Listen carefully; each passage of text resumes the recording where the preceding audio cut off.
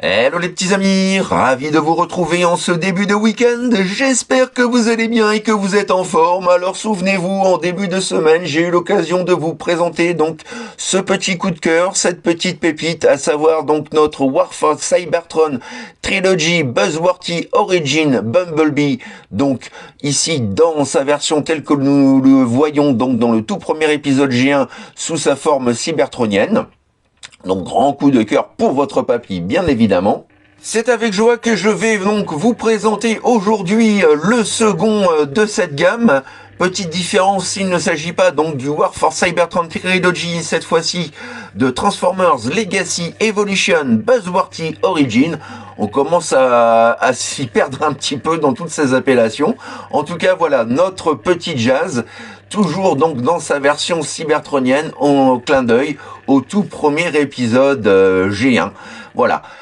Que dire à part que je suis vraiment heureux de l'avoir dans ma collection et nous allons en découvrir tout de suite un petit peu plus juste après donc le générique. Allez, c'est parti, let's go! Wouhou! One shall stand, one shall fall. Why throw away your life so recklessly? That's a question you should ask yourself, Megatron. Étant d'occasion, je n'ai malheureusement pas la boîte puisque je l'avais acheté avec le petit Bumblebee sur Vinted chez un même vendeur. J'avais dû toucher donc 50 € les deux hors frais de port, ce qui est vraiment, ce qui était pour moi vraiment l'affaire du siècle.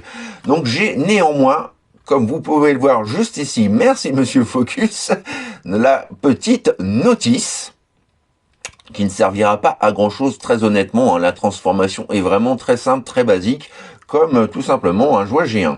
Niveau accessoires, c'est un peu moins bien fourni que pour Bumblebee, mais nous retrouvons néanmoins donc le blaster de Jazz, là encore tout en noir. J'aurais bien aimé un petit peu de gris métallique, soit argenté, soit foncé, voilà, pour donner un peu plus de peps à l'arme, mais bon, c'est comme ça.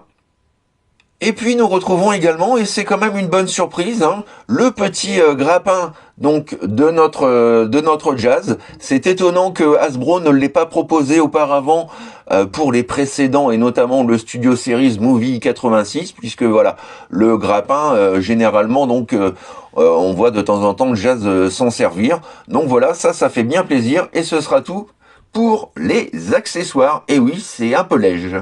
Et nous allons pouvoir du coup nous attarder en détail donc sur ce petit Jazz dans son mode cybertronien typé génération 1. Que dire, la forme est très basique, c'était tel qu'on voyait dans l'anime. Pour le coup, le mode véhicule, et je le trouve également très très fidèle au dessin animé, un petit peu plus que le mode robot bien évidemment. Que dire, voilà, on a quelque chose de très simple, vous voyez, pas de marquage, pas de chiffres, rien, comme c'était le cas donc pour la version terrestre. On a quelque chose de très sobre, un blanc brillant, ça je trouve ça plutôt très joli par contre. Et puis voilà, des liserés bleus à l'avant et à l'arrière, le symbole Autobots bien entendu, et aussi donc le plaisir d'avoir, tout comme pour Bumblebee, donc le pare-brise et les vitres latérales en bleu translucide. Je trouve ça vraiment super joli. Et à l'avant donc nous avons le pare-choc, enfin ce qu'on peut appeler le pare-choc, mais plutôt la grille de protection, donc ici en gris métallique foncé. Je trouve que ça rend vraiment pas mal du tout. Et ce sera à peu près tout, même au niveau détail, gravure, sculpture, moulure. Vous pouvez voir qu'on a quelque chose de très très simple dans sa forme. Mais là encore, comme je vous le disais, donc c'était le cas du Génération 1. Donc en tout cas pour le mode véhicule, on ne peut pas lui reprocher ça. Donc vu de face, voilà ce que ça donne, plutôt très très très sympa. Moi je suis fan de toute façon, je suis fan du G1, donc voilà, c'est toujours un petit peu difficile pour moi d'être objectif, mais voilà, je m'efforce au moins d'être suggestif oui. Et puis donc voilà un petit peu pour les petites finitions à l'arrière également. Voilà, on a un petit peu de couleur, bienvenue donc pour représenter le pare-choc arrière. Et au niveau de l'undercarriage, contrairement à Bumblebee, mais aussi du fait que le véhicule est un petit peu plus grand, voilà, on n'a pas trop de choses visibles. On sait où se trouvent bien entendu donc les bras et le torse, mais pour le reste, les jambes sont bien dissimulées, et puis bah pas le syndrome non plus pas de syndrome du cucu de la tête visible. Et ça c'est plutôt pas mal. Alors on a les bras qui ressortent un petit peu, mais c'est voilà, pour le coup je ne peux pas trop reprocher ça non plus, puisque le véhicule donc n'est pas pourvu de roues, on est sur Cybertron. Et donc les véhicules flottent un petit peu comme des hovercraft, hein, ils lévitent au-dessus du sol, donc c'est le cas également de ce Jazz. Un petit peu déçu par contre, parce que contrairement au Bumblebee, eh ben, ils n'ont pas prévu d'emplacement pour venir fixer un socle. C'est dommage parce que ça aurait ça aurait été plutôt sympa aussi en termes visuels. Mais bon, c'est comme ça. Et concernant donc le stockage de l'arme, eh bien pour le gun, donc vous pouvez le placer soit comme ceci, soit à plat pour avoir quelque chose d'un peu moins proéminent. Et puis donc pour son crochet donc qui se divise en deux, hein, voilà, eh bien vous avez juste ici donc au niveau de la poitrine, hop là, un port 5 mm, voilà, qui vous permet donc de pouvoir y loger ce petit accessoire.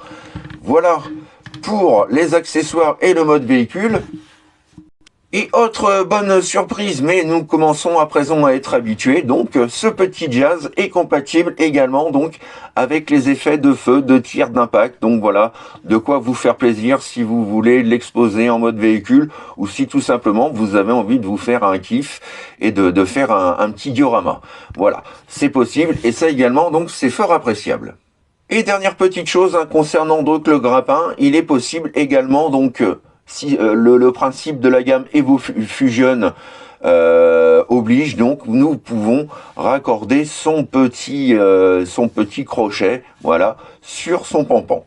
Là encore, voilà, c'est votre jouet, c'est à vous de voir. Moi personnellement, je le préfère tout simplement comme ça, sans rien, voilà, nature pure, comme dans le dessin animé.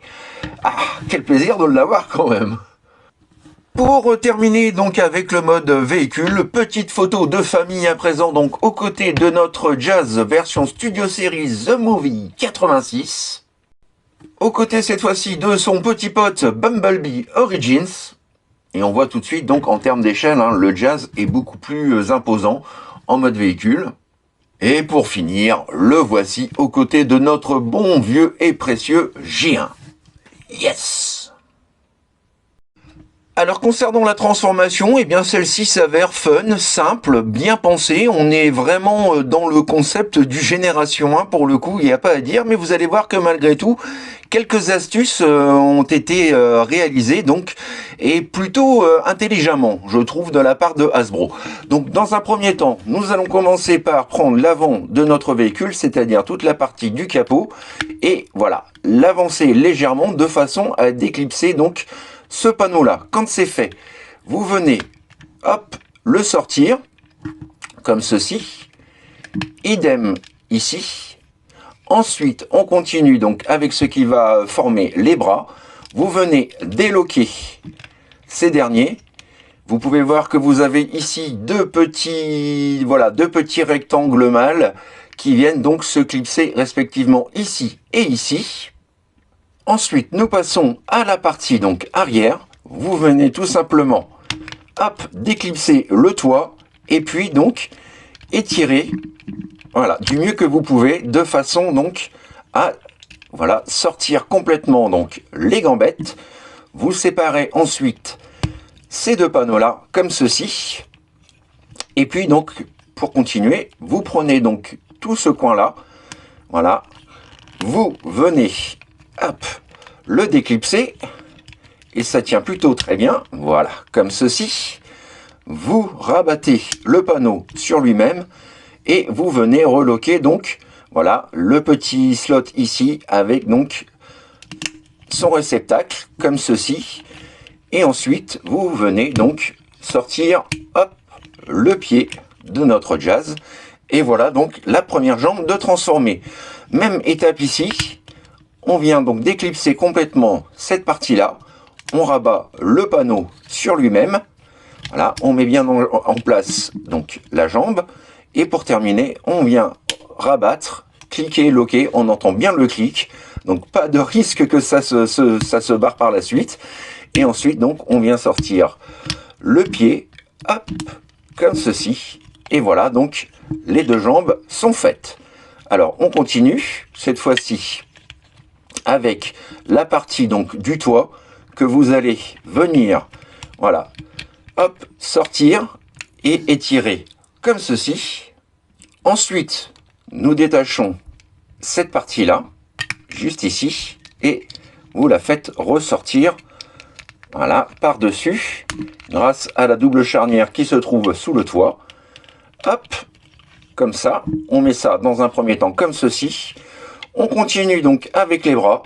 Vous venez donc les mettre en position, tout simplement, tout bêtement, comme ceci. Vous faites un quart de tour, hop, et ensuite, vous venez sortir les mimines. On continue après avec cette partie-là, donc qui va faire office de torse, hop, et on aperçoit donc le cucu, la tétette de notre jazz. On lock bien, voilà, là encore, on entend bien le clic, et hop, voilà, on aligne le tout proprement. Et ensuite, donc, on revient avec le backpack, vous le prenez et vous le ramenez donc légèrement vers le bas. Et quand c'est fait, vous venez le bloquer et le mettre en place. Voilà, comme ceci. Plus qu'à ajouter le petit pampan de notre Autobots.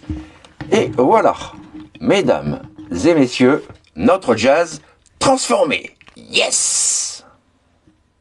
Et petit 360 de notre jazz dans son mode robot, je l'adore, je l'aime. Alors certes, les panneaux à l'arrière des jambes sont assez gros, le backpack n'est pas non plus le plus fin qu'il soit. Je connais tout de suite quelques personnes qui m'ont grogné un petit peu par rapport à ça, mais bon, personnellement, moi, je le trouve réussi. Ce n'est que mon avis, c'est voilà, ça ne regarde que moi, mais moi, je le trouve vraiment réussi. Alors certes, heureusement, on ne regarde pas le robot de dos, mais de face. Et de face, franchement, je trouve que la silhouette est vraiment bien proportionnée. On reconnaît sans problème notre petit jazz. Donc voilà, je trouve que Hasbro vraiment a fait du chouette travail. Il aurait peut-être été possible de faire autre chose, mais pour ça, je pense qu'il aurait fallu une échelle supérieure au Deluxe. Voilà donc pour le mode bot. Petit zoom sur le cucu, la tétette. Là encore, cette dernière est extrêmement bien réalisée. Pas de souci, on reconnaît bien notre jazz. Visage donc argenté brillant. Une bouche un petit peu crispée. Et puis donc sa paire de lunettes, comme j'aime l'appeler, donc sa visière en bleu brillant. Voilà, vraiment très très sympathique. On retrouve ici donc à l'avant du faux capot, donc le symbole Autobots, et on s'aperçoit que notre jazz a également donc deux tétons translucides bleus. C'est assez rigolo. Et pour le reste, bah écoutez, je trouve que voilà, les finitions sont propres. On a un petit peu plus de couleurs que dans le mode alternatif. Également, donc notamment, vous voyez ces parties-là au niveau donc du bas des jambes, les pieds et le torse. Voilà, donc vraiment, moi, je l'aime beaucoup. Je trouve que franchement, il vous a de la gueule. Bon, faut dire que Jazz aussi est un personnage que j'aime beaucoup dans la série. Donc voilà, hein, toutes ces petites couleurs qui viennent ajouter un petit peu de dynamisme. Et tout comme pour Bumblebee, j'aime bien le choix d'Hasbro d'avoir choisi donc du plastique noir brillant. Voilà, ça donne un beau relief à l'ensemble. Et puis pareil, au niveau du blanc, on n'a pas trop de différence de couleur. Peut-être par rapport au torse qui est à la base une pièce entièrement translucide et qui a été peinte par-dessus. Mais sinon, pour le reste, voilà, tout est vraiment très très cohérent. Je l'adore. Voilà.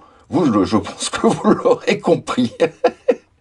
Alors concernant les articulations, pas grand chose de négatif à dire pour un Deluxe, il remplit parfaitement le cahier des charges. Donc nous avons la tête tout d'abord que vous pouvez lever, baisser, incliner de gauche à droite, mais également pivoter donc voilà à 360, tout comme le bras. Nous avons donc également un petit joint papillon qui permet, vous voyez, d'avancer et reculer légèrement l'avant-bras. Là encore aussi, j'aime bien ce petit point. Alors, il y a moins de mouvement, moins d'amplitude de mouvement que pour le Bumblebee, mais bon, ça fait quand même plaisir d'avoir ce genre de petites articulations pour un Deluxe.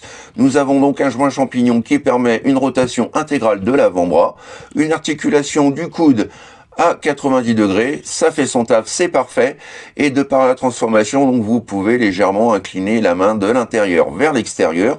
Nous avons également une rotation intégrale du bassin, et comme vous pouvez le constater, malgré le backpack, voilà, il n'est pas gêné d'aucune façon. Le grand écart JCVD, regardez-moi ça comme il gère parfaitement la pose. Vous pouvez même, si vous le souhaitez, voilà, placer les pieds comme ceci. Voilà, exemplaire, pas de souci. Un fan de Jean-Claude Van Damme. Et pour le grand écart, donc latéral, hop, vers l'avant. L'amplitude est très bonne, tout comme vers l'arrière. On pourrait croire que le backpack va gêner, mais non, pas du tout. Tout est vraiment au poil de cul, mais ça passe. Donc ça, c'est encore une bonne chose.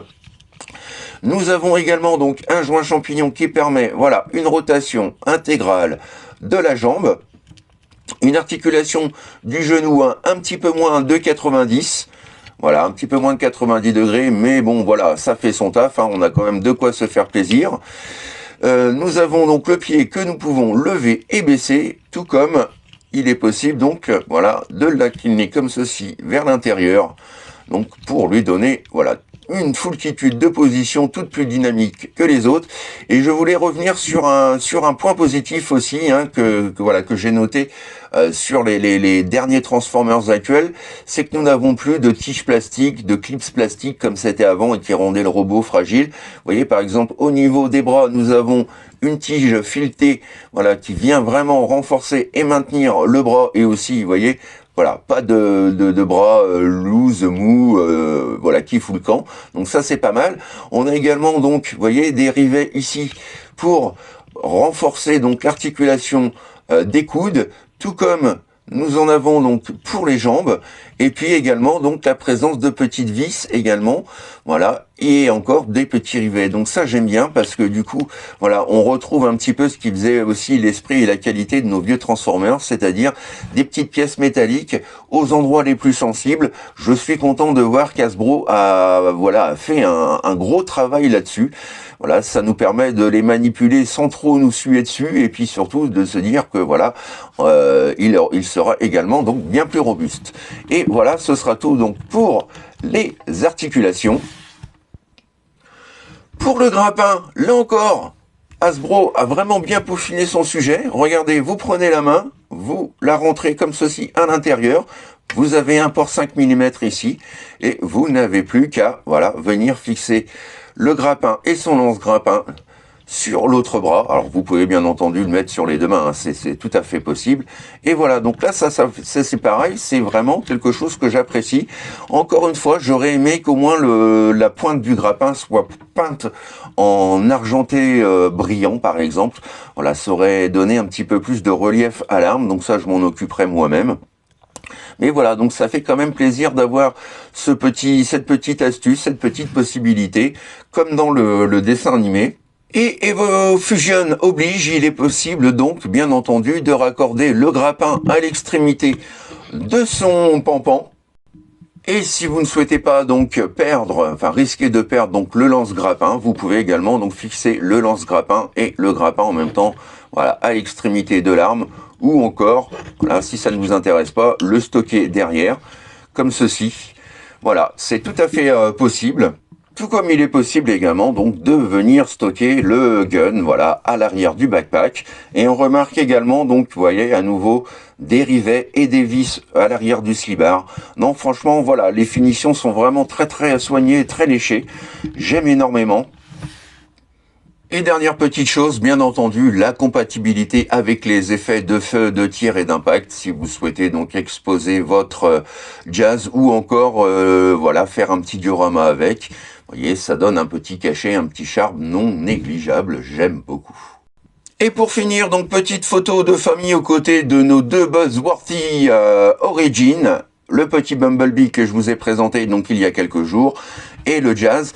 Et là encore, si on se souvient donc du mode véhicule de Jazz qui était très très compact, vous voyez, le mode robot est bien plus grand, et en termes d'échelle donc entre Bee et Jazz, eh ben je trouve que ça fit parfaitement. Le respect de l'échelle est là, et là encore donc c'est un bon point pour Hasbro.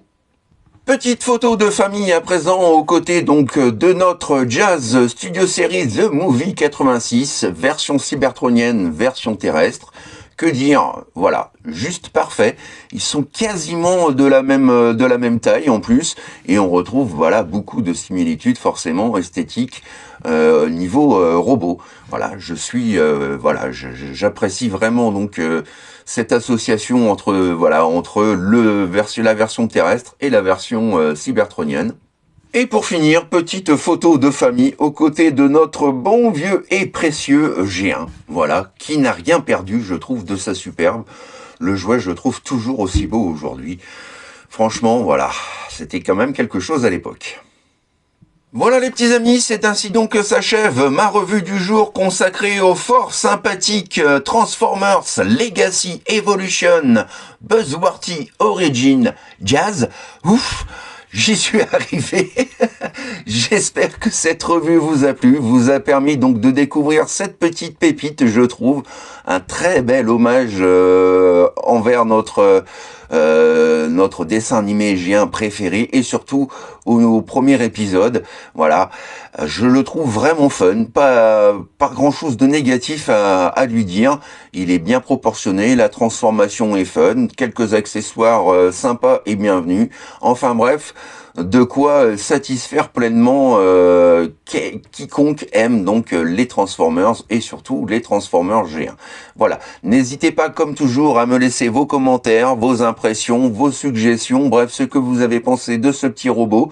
D'avance bien évidemment comme toujours, un grand merci pour tous vos petits pouces bleus qui vous savez me font infiniment plaisir. On se retrouve donc semaine prochaine pour de nouvelles aventures. D'ici là, je vous souhaite un bon week-end. Amusez-vous bien, profitez bien et surtout, n'oubliez pas, faites ce que vous avez à faire, dans l'amour, dans la joie et dans la bonne humeur. Allez, plein de bisous les petits amis. Bye bye, tchuss. I would have waited an eternity for this. It's over, Pride.